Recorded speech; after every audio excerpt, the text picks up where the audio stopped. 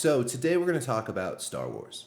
Now that Rogue One is out, everybody has to readjust their top favorite Star Wars movie rankings, and I'm just going to do the top five because I still have a deep bitterness towards the prequel trilogy, and the only real redeeming thing that I think came out of the prequel trilogy was Ewan McGregor's Obi-Wan Kenobi, and I'm still rooting for Disney to make a standalone Obi-Wan movie starring Ewan McGregor because I think he did a fantastic job in that role. I just think he was working with subpar material.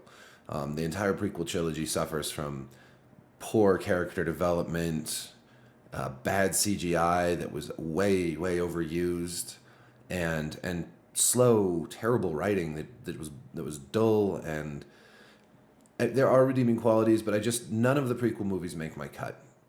So we'll start with number five. Number five, I'm giving to Rogue One, the newest Star Wars movie. Many people will be mad at me for this, and that's okay. I thought it was a really good movie. I thought it was an exciting movie with some of the best characters in the whole series. Chirrut Imwe, Baze, K2SO is a fantastic droid. Maybe not my favorite droid ever, but certainly a wonderful addition to the franchise. With not just great humor, this very acerbic wit, but also the ability to fight, which is something kind of new for companion droids in the series.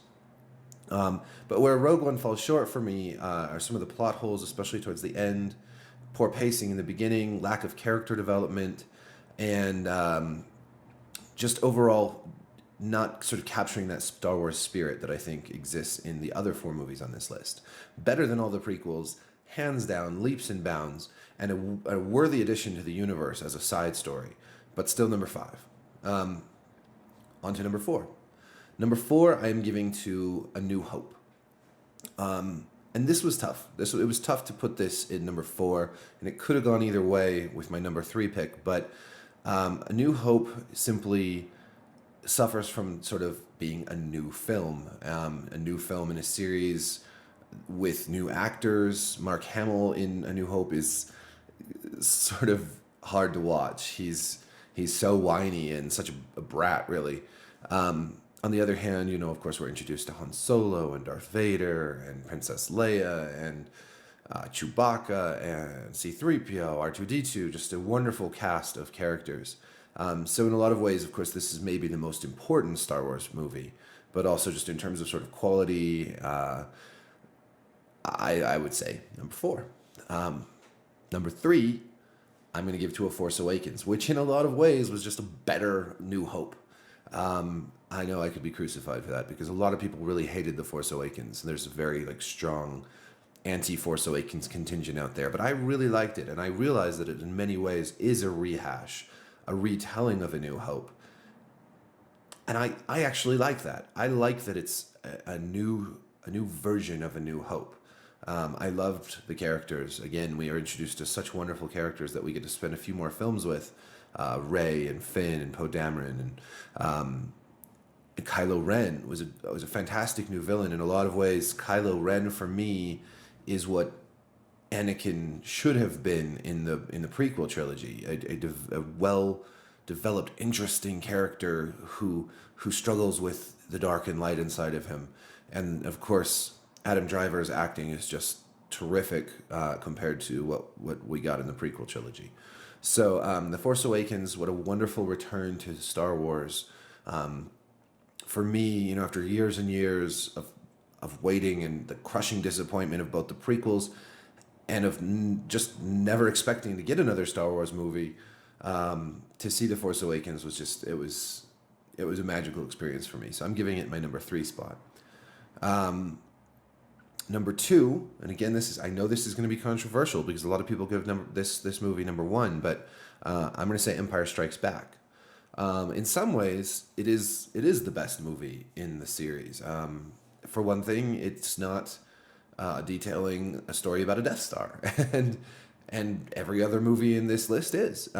So I appreciate that. I appreciate the intimacy of Empire Strikes Back, the revelation that Darth Vader is Luke's father. Such a powerful scene. Cloud City, Hoth. There's so much great stuff in Yoda. I mean, it's a really cool movie, and it's really neck and neck with what I'm going to pick for number one. At the same time, I sort of always have felt this weird sensation when watching Empire Strikes Back that it's a stepping stone, and it is. It's the middle movie. It's a stepping stone between A New Hope and Return of the Jedi, and it's very effective. They get Han Solo. Boba Fett comes and captures Han Solo. There's the betrayal in Cloud City. It's a terrific film. But I give number one to Return of the Jedi. Obviously, surprise, surprise. Some people hated this movie, and for one reason, the Ewoks. I was just a little kid when I saw Return of the Jedi for the first time, so I've always loved the Ewoks. And again, people want to say I'm an idiot or whatever for liking the Ewoks, but I really do, and I loved the whole sequence on Endor. I still think is one of the greatest moments in film, especially because it's coupled with Luke handing himself over to Darth Vader and trying to turn his father against the Emperor and back to the light. And that scene, the scene in the Emperor's throne room, the fight between Luke and Vader, and just the intensity and rawness of that, and just to see Luke having come into his own as a Jedi Knight and standing up against the Emperor, standing up against hate, and ultimately turning Anakin back to the good, back to the Jedi way, and away from the Sith. That in itself is just tremendous filmmaking, and it's just such a powerful, for me, one of the most powerful scenes in any movie ever.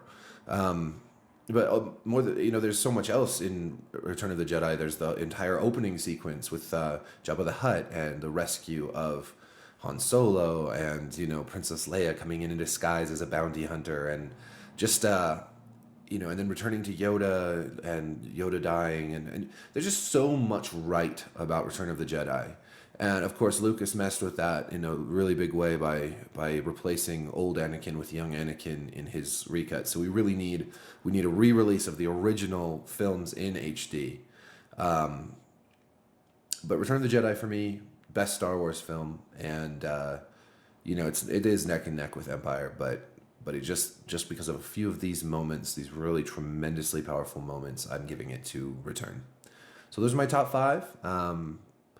Let me know on social media or in comments what your favorites are and why I'm a crazy person who doesn't know anything about Star Wars, because obviously my picks are wrong.